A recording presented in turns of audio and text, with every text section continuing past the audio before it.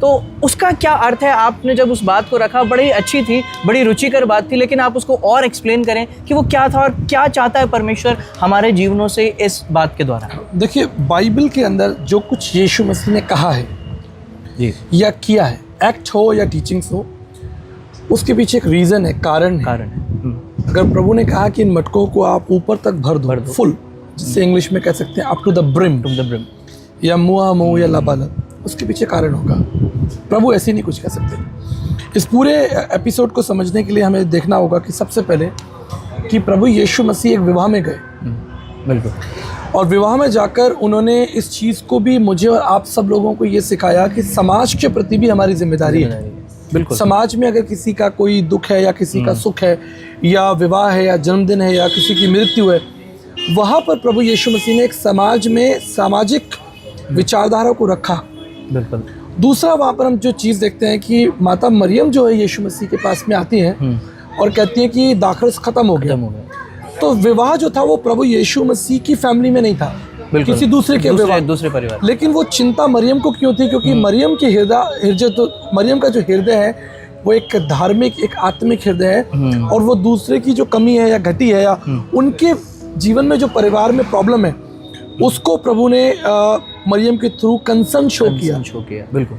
तो वो कंसर्न हम देखते हैं। तीसरी चीज़ हम देखते हैं आवश्यकता के बारे में, कि जब वहाँ पर किसी चीज़ की ऐसे कमी हो गई तो प्रभु ने कहा कि इसको, इन मटकों को ऊपर तक भर दो।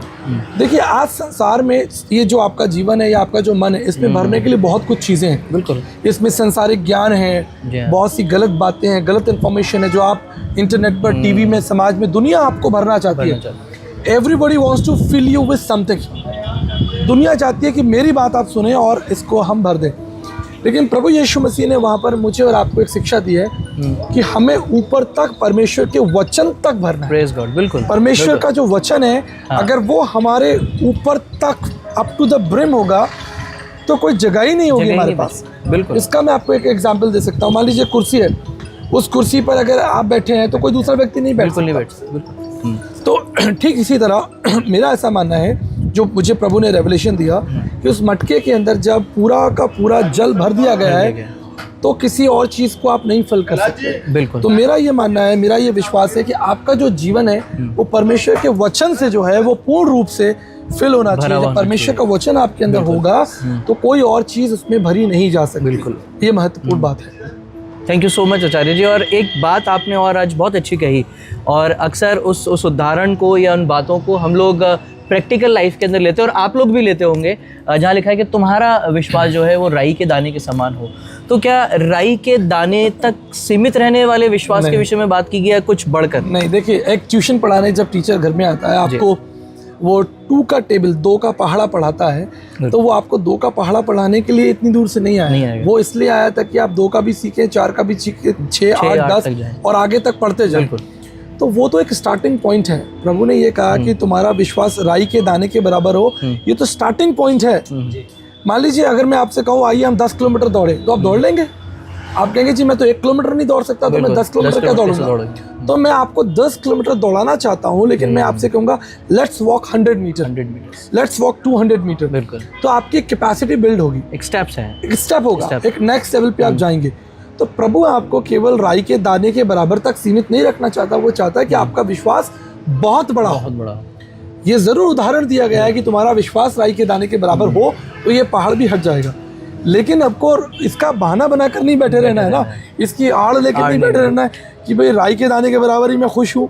अच्छा, आपको लगता है कि आज लोगों ने उस राई के दाने को मानो मुट्ठी में दबा के ही वो बैठ गए हैं? हाँ जी। क्या करना चाहिए उनको? देखिए, मैं एक जवान व्यक्ति से मिला, मैंने कहा तुम बाइबल पढ़ते हो? कहता हाँ। मैंने कहा आपको कोई वचन याद है?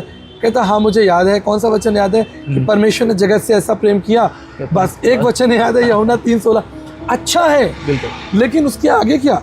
तो परमेश्वर ये नहीं चाहता कि आप राई के दाने का बहाना बनाकर, और शायद मैं टाइथ एंड ऑफरिंग के बारे में भी बात कर रहा था, वो 10वां तो एक शुरुआत है, उसके आगे आप परमेश्वर के राज्य में और क्या कर सकते हो, करना चाहते हो, ये आपको स्वतंत्रता है। देने का मतलब ये है कि वहाँ से शुरुआत आप करें।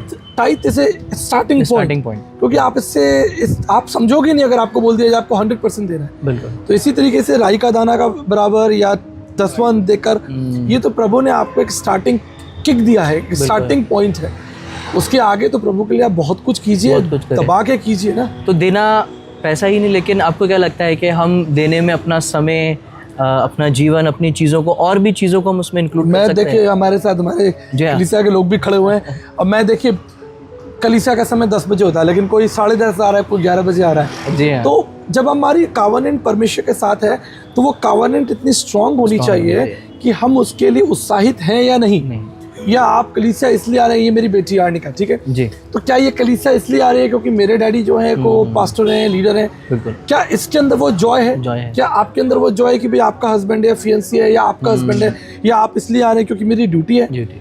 अगर हम सब प्रभु की तरह सोचने लगे, जो प्रभु ने हमें जो प्यार किया है, पहला सा प्यार, वो प्यार अगर हम प्रभु के साथ करने लगे तो फिर हमें बाहर के मोटिवेशन की जरूरत नहीं पड़ेगी। वो सेल्फ मोटिवेशन जो है वो हमारे अंदर होगा।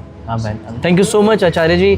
सो आज वाकई में हमने इस बात को जाना और समझा कि जो मटके थे उनको पानी से भरा गया। आज अपने जीवन को आप परमेश्वर के वचन से भर लें, ऊपर तक, ताकि कोई और चीज उसमें जगह ही ना हो, और चीज उसमें ना आए, कोई और थॉट, कोई ऐसा प्रोसेस ना हो, केवल परमेश्वर का वचन आपके जीवन में रहे। और दूसरी इंपॉर्टेंट बात कि जो राई का दाना है उस तक सीमित ना रहें, उसको इफरात से आगे बढ़ाएं, चाहे वो आपका दाहिकी हो, आपकी उसको मल्टीप्लाई करें, चाहे वो आपका जीवन वचन पढ़ने में हो, कलीसिया में समय में आने में हो, हर चीज़ के अंदर अपने आप को मल्टीप्लाई करें और परमेश्वर की बड़ी आशीषों को अपने जीवन के अंदर देखें। God bless you all. प्रभु आप सबको शांति दे, प्रभु आपके साथ रहे। God bless you all. Thank you so much.